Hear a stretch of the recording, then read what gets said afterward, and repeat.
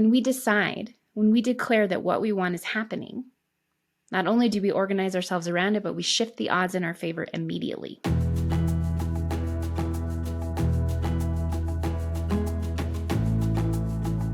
Hey friends, welcome to episode 2 of the Make It Inevitable podcast. I am your host, Stephenie Zamora, and in this episode, I will be walking you through the 5 phases of the Make the Impossible Inevitable methodology. This is a matrix methodology that I have been developing for the last few years and really living and putting into practice in my own life and around my own big, impossible visions and desires. I have also been bringing it into my one-on-one coaching work and watching as it transforms the lives of my clients and program members. So this is something that is very important to understand. And if you listen to episode 1, I talked about the 2 aspects of really engaging in this work and these conversations.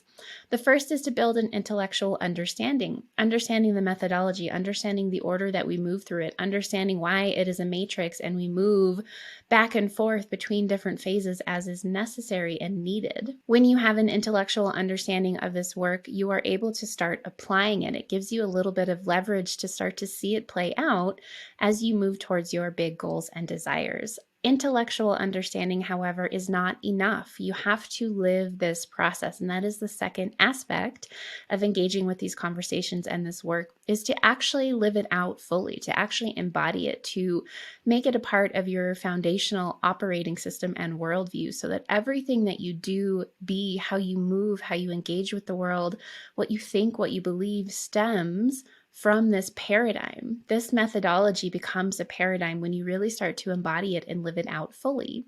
The more that it becomes a paradigm for you, meaning a world view that you come from, the more rapidly things begin to shift around you. So it's not enough to understand this work intellectually. You have to actually put it into practice and live it and embody it fully. And we'll talk a lot about energetics and embodiment throughout the conversations that we have on the show, because that's what it really means to live it.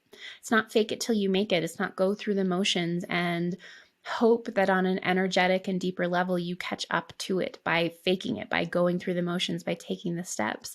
You actually have to live it fully. You have to embody the work. You have to become a person who comes from, exists from, moves from this methodology. So it's really, really vital that you understand that the intellectual piece will only get you so far.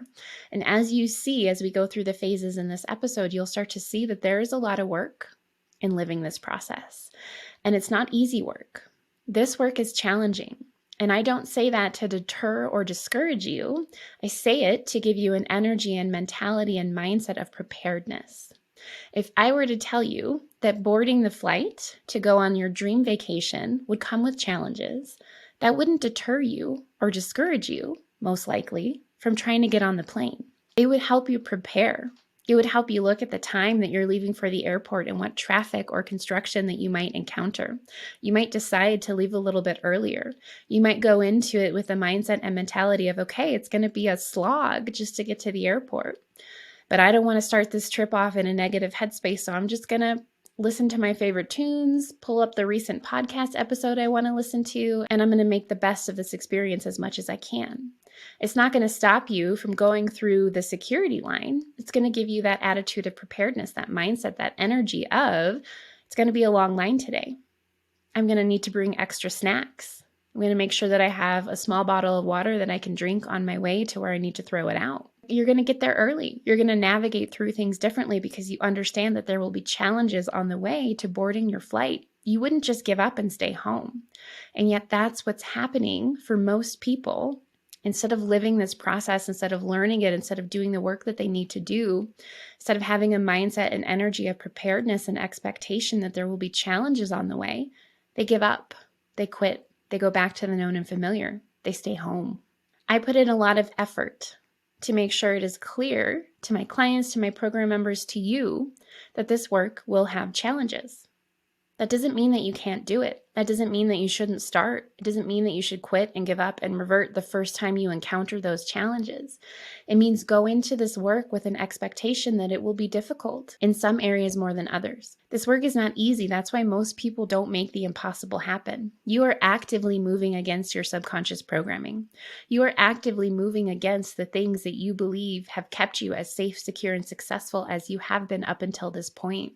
The things that you believe have gained you love and belonging, all things that we need and crave to stay safe as humans. This process, living this methodology, will ask you to go against those things. Of course it's difficult. Of course it's challenging. It's going to ask you to heal, to grow, to stretch, to live on your edge. What's uncomfortable, you have to face it. You have to move through it. You have to learn entirely new ways of being, entirely new ways of engaging with the world and moving through it. This work is not easy. Don't let that deter you. Don't let that discourage you. I share this to normalize it, because when you normalize that there will be challenges that you will have to face, that there are things that will be more difficult for you than other people at different points in the journey, when we normalize this, we go in with an attitude of preparedness. It doesn't mean that we're going to manifest challenges out of thin air. That's not how it works. It means we expect that there may probably, likely, be difficulties along the way, and we are prepared for that. So when they crop up, which they will, you don't get discouraged. You don't buy into the lie that there's something wrong with you or other people or the world. You don't let your core wounds and deepest, greatest fears take over. You see them for what they are. You work on them. We work on all of this stuff. You'll see that as we talk about this. But you don't give up. You don't quit. You don't buy into the lies. You might rest and take breaks, but you normalize that there are challenges. It doesn't mean that anything is wrong with you. It doesn't mean that the universe is telling you that your goals are impossible, that you should give up and do something else. It's not a sign. So go into this work expecting challenges. And so many people don't want that. They think that manifestation should be easy and seamless, and that if you're expecting challenges, well, you're the one creating them, and that's not how it works. This is difficult work. Expect that. Go into it with that mindset of preparedness. Listen to the episodes that I share with you. I'm going to be giving you so many tools and resources to navigate through all of this far more easily. The more resourced you are, the more prepared you are mentally, energetically, emotionally, the more easeful it is to move through the difficult aspects. And remember how important it is to come at this from a place of intending to live the methodology. I have tried to just go through the motions on this methodology around certain goals. And the only time that it has worked for me, the only times that it has worked for me, is when I live it fully. So the energetics and embodiment matter. Actually doing the work of each phase thoroughly and completely, whatever that means for you, around each goal that you move towards. You have to do that. It's critical. You can't just intellectually understand and try to take one step after another and hope that it works. You really have to live this process. So let's dig in and go through the 5 phases. Phase 1 is to claim your desire. Nothing happens without desire and without claiming that desire. And this can't be any old desire. It can't be a desire that you think you should want. It can't be something that's ego-based. It has to be a desire that's anchored in your heart and your soul and your purpose. It has to be yours. So you have to check in. That means for some people that you're not even ready to really begin living this methodology. You actually have to go back and do a step that comes before this work, which is alignment. Coming into alignment with your truth, the truth of who you are, the truth of who you're here to be. Understanding what your purpose is, what you're called towards. Being in relationship with your body and your intuition, and having trust in yourself, trust in your intuition, trust in your ability to navigate whatever comes up as you move into alignment. So we have a program called Actualize, has a whole week-long module on alignment. That's how important it is. So if you struggle already with claiming a desire, if you feel like you don't know what you really want, or you have a list of things you want, but you know that they're rooted in ego, or you know that they're things you think you should want for whatever reasons, you have to take that step back and you have to do the alignment work. You have to know yourself. You have to be in relationship with yourself and your body and your desires and your purpose. So if you need support with that, I recommend our Actualize program, but it's just about building a relationship to yourself. The second piece of desire is that it has to be big. It has to be something that is so big, so important to you that it will move you through this work. If you don't want the thing that you're claiming enough, you won't do the deeper healing and growth work. You'll give up. You might not even start. It has to be a desire that is big. It has to be something that is so meaningful to you that you are willing to move through this when it gets challenging. You have to really want it. So it can't just be a small, might be nice desire. It has to be big. You have to claim the thing that your heart really craves, that your soul is drawn towards, that you're called to. And it has to be yours. I have tried to live this methodology, like full embodiment, try to live this methodology around things that I thought I should want, things that other people pushed me or influenced me to think were desires of my own, things that were ego-based, that weren't truly in alignment for me. And you can amp those things up and you can make them so big and seem so sparkly and juicy that you think you really want them. But if you don't, if it's not in alignment for you, you won't do this work. You won't move forward. So you have to tap into your soul desire. You have to be anchored in yourself and your purpose. And you have to claim the thing that you want. And the second phase, which we'll talk about in a second, is eliminating our subconscious stoppers. As you claim your desire, you are likely bumping right into your first set of stoppers. You might be bumping into the fact that you are terrified to claim what you want because you might face judgment or rejection or abandonment. You might be disowned by your family or your religion or your culture if you claim what your heart and soul really desire, what's anchored in your purpose. So that can be one reason that it's difficult for us to claim our desire. It's scary. There's risk involved. We might lose people and things and opportunities. So it has to be worth it to you. And if you can't claim that desire, none of the rest of the methodology will work for you. You won't live it. You won't embody it. Nothing will happen. So you have to claim what's true for you, what you really want, what your soul desires. And some of the questions that I ask to help with this are, what, if it were possible, would you claim? More importantly, what, if it were not only possible, but you could have it easily and seamlessly, without any loss or discomfort, without any judgment or abandonment or rejection? What would you claim? What would you go for? What would you allow yourself to have? If you didn't have to face any of the discomfort, any of the challenges, any of the potential losses, if there was nothing to be afraid of, if the how was seamless and easy and you didn't even have to worry about it, if you had all the resources that you need, time, energy, money, support, what would you claim? That is the thing to start with. So if you can't do that, there could be a block and a fear you need support with. You have to face that. You could be trying to claim what you think you should want. You could be so disconnected from yourself that you can't even hear yourself anymore. That has been me at certain points in my journey.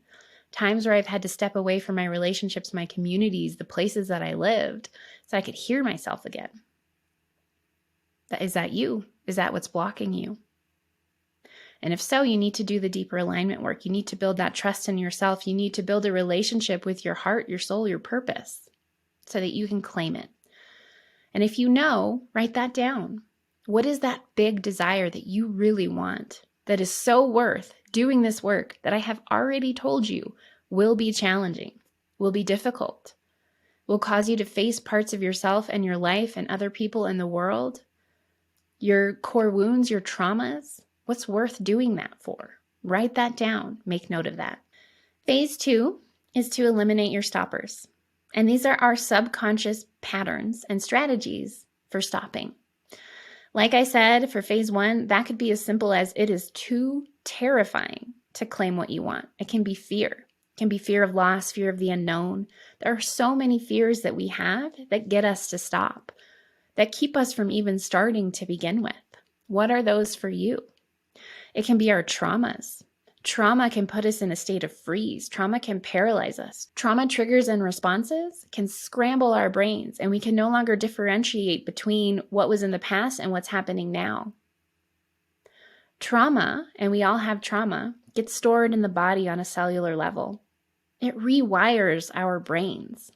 So if you have trauma, or if you have PTSD, that's a stopper. It's something that needs to be healed and cleared and addressed. There's a rewiring that needs to happen. There's trauma stored in your cells, in your bones, in your tissue that needs to be processed out.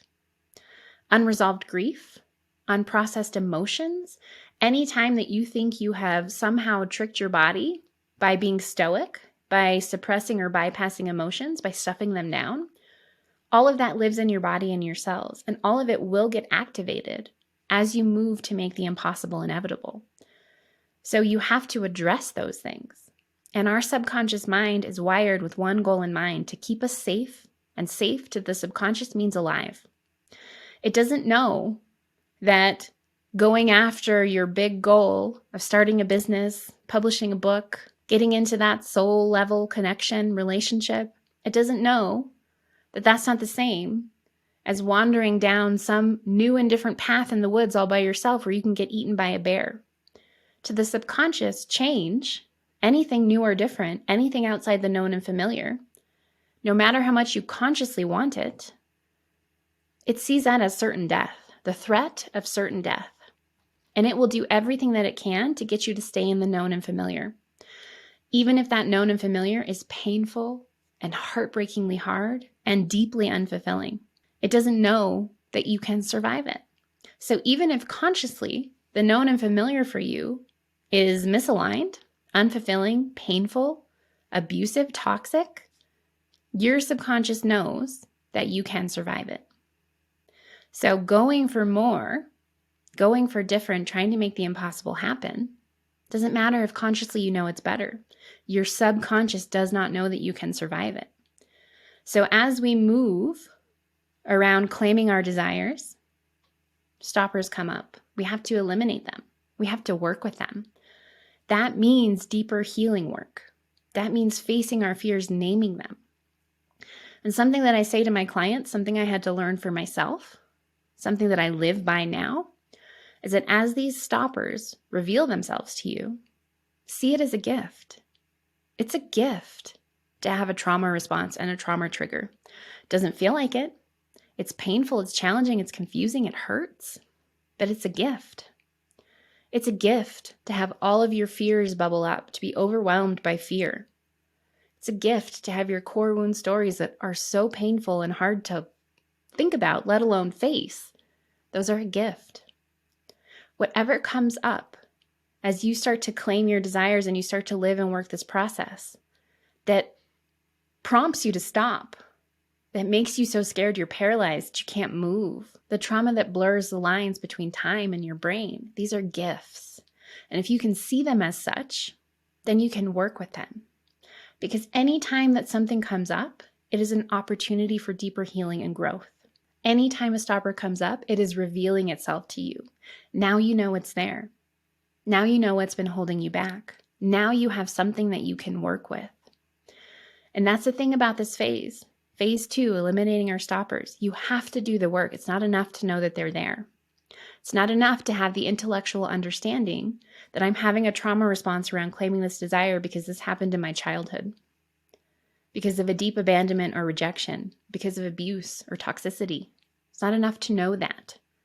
If you don't do the work to clear it from your body, to process it out, process work is such a big piece of the work that I do with myself and my clients, because it's stored in our bodies.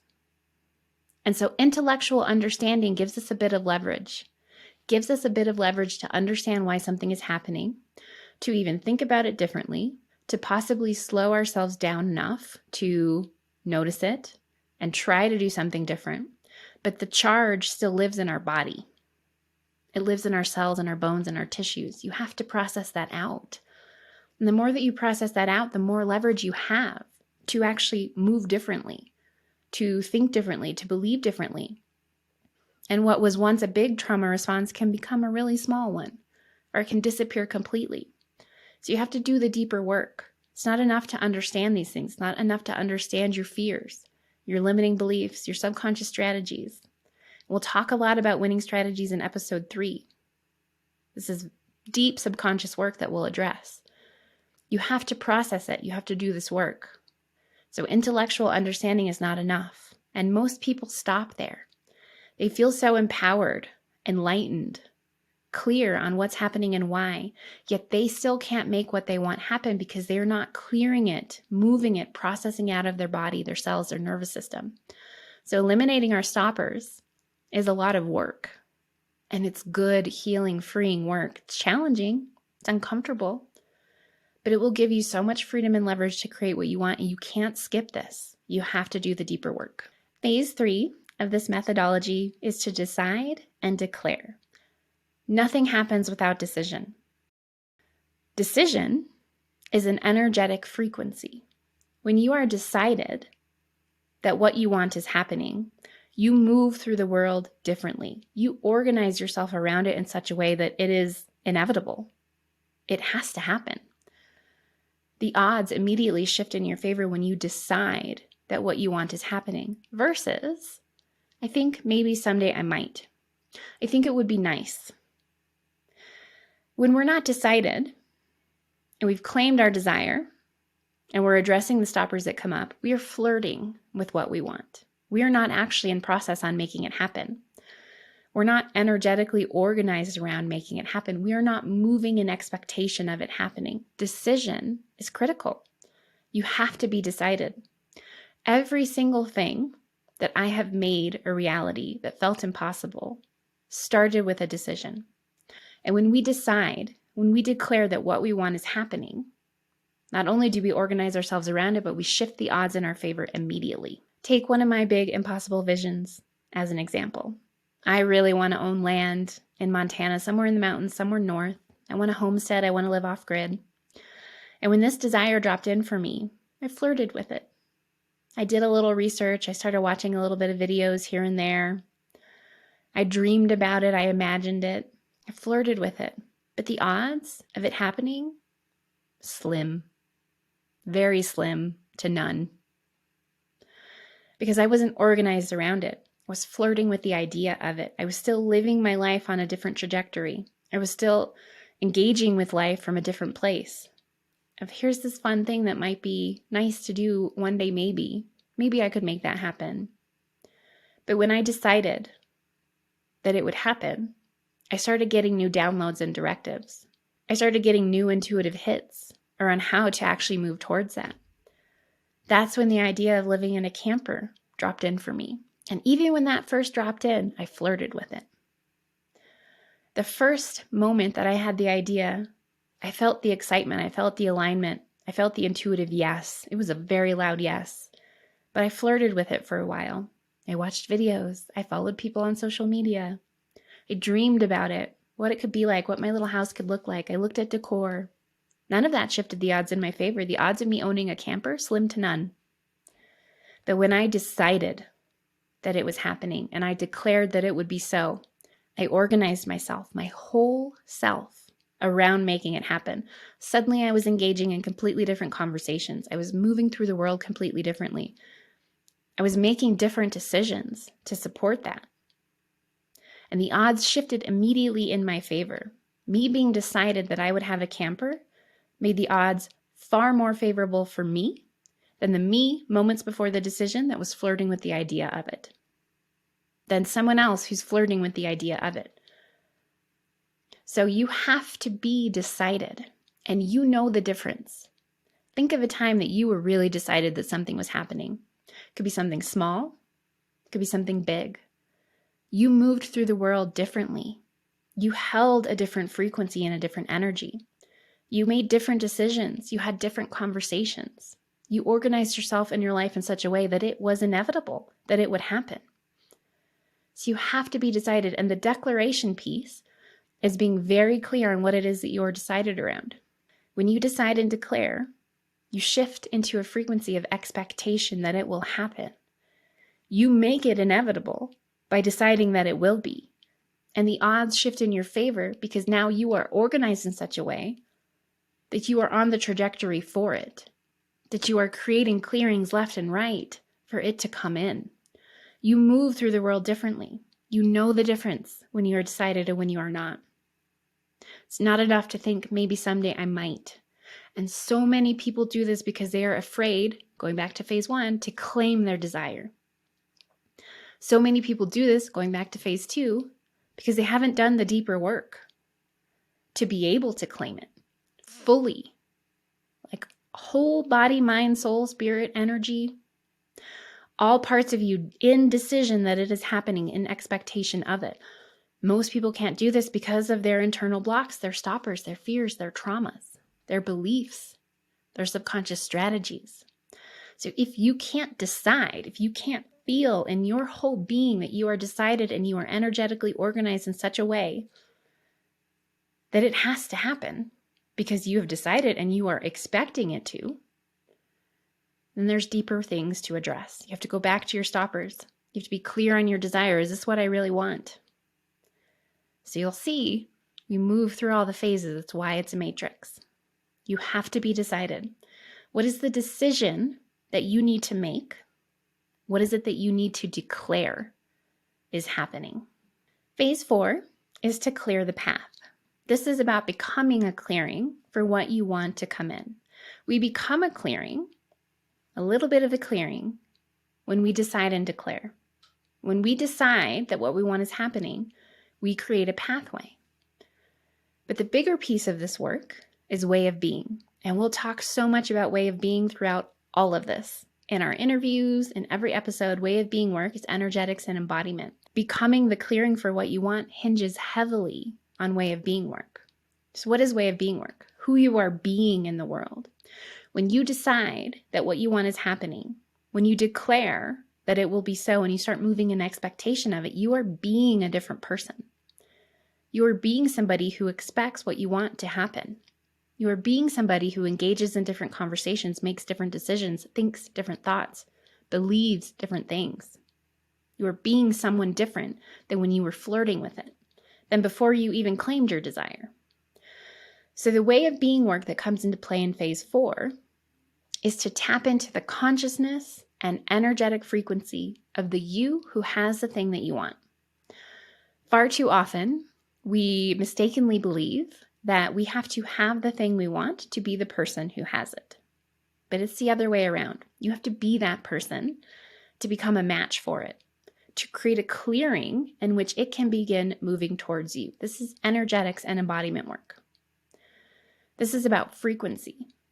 When you operate on a certain frequency, 1 of being decided, 2 of being organized in expectation of what you want coming in, 3, calling in your future consciousness into the now, being that person now, you align with what it is that you want. We'll have a whole episode where we talk about energetics and embodiment, what that actually means, how we actually do that. So you have to tap into that consciousness of your future self. You have to really envision and visualize, who is the me that has this? For me, who is the me that has the homestead, the off-grid homestead in the mountains up north? Who is she? And really build a relationship with her. Really understand her consciousness, her energy, how she moves through the world. It's not just the actions. Actions that we take stem from our way of being. So when I am being someone who is undecided, I am taking different actions. I am engaging in different conversations. I'm making different decisions. I'm thinking different thoughts, believing different things. Who is the me that has what I want? How do I move like her today? How do I think like her? Believe like her? Decide like her? Converse like her? How do I relate to things like her? You might have a block around this. It might feel impossible to even imagine yourself having the thing that you want. That means you need to go back to phase 2. There's a stopper there.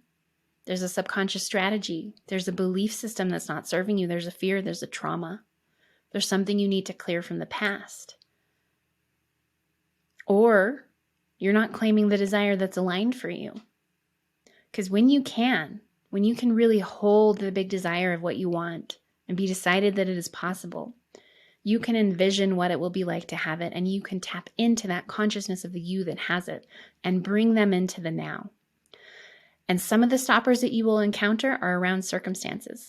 How do I move like the me that has a big chunk of land up north in the mountains where most people want land, when my bank account doesn't reflect that? When I don't have the support system, when my business is not there, when my life is very different. It's about energetics and frequency, embodying that fully, thinking like this person, moving like this person, making decisions about the now as the person who has what we want. This takes a lot of work, takes a lot of understanding who that person is and really embodying them now, living it, pulling them into the now, showing up as them. Maybe my circumstances now are different, but the decisions that I make around investing money, the conversations that I have and who I have them with, the way I live my life, the habits that I hold are very different.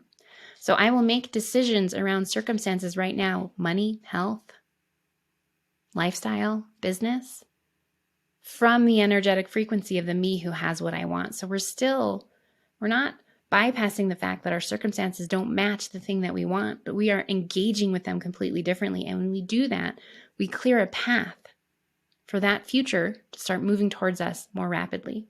We clear more openings to be in alignment with the things that we need in order to make that a reality. So this is energetics and embodiment work, way of being. Who are you being? Are you being the person who has what you want? All parts of what that means. And if not, what's blocking you? Go back to phase 2 and do that work. Phase 5 is to bridge the gap. So this is about closing the gap, collapsing time, bringing what we want into fruition more rapidly, but it's also about building a bridge so that we can move towards what we want, so that we start to close the gap between where we are and where we want to be, between who we are now and who we need to be. But we're building a bridge so that we can move towards what we want as well, so we can take giant steps forward. When it comes to bridging the gap, we're talking about action. But within this methodology, we have to take a completely different kind of action than we're used to, than what we've been taught about manifestation and goal achievement. The action that we take is conversation. The conversations that we are engaged in internally and externally. And this is so critical, so crucial to understand these conversations that I'm going to do a whole separate episode on them. So I'm not going to touch on them in full today, but I want you to understand that when it comes to bridging the gap, when it comes to making the impossible inevitable, we are acting in a completely different way. What we do in the world, the actions that we take matter, but they should be at this point stemming from our new way of being. So they're already in alignment with what we say we want. But the main conversation that we have to focus on is the internal conversations and the external conversations. So we'll talk about what that means in a separate episode.